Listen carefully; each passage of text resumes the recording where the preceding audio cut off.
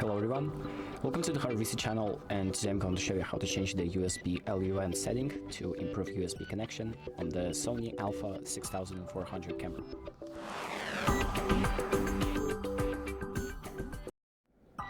So the first thing that we're going to do is open up the settings by pressing the menu button, and then we're going to go to the setup section, so this yellow toolbox section, and then we're going to go to page number 4 and find USB LUN setting. Select that, and here you have two options, so multi or single.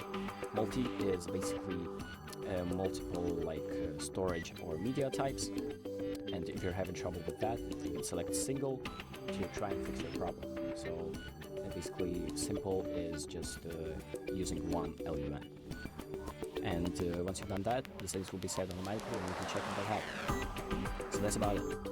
Thank you for watching. I hope this video helps, and make sure to like and subscribe.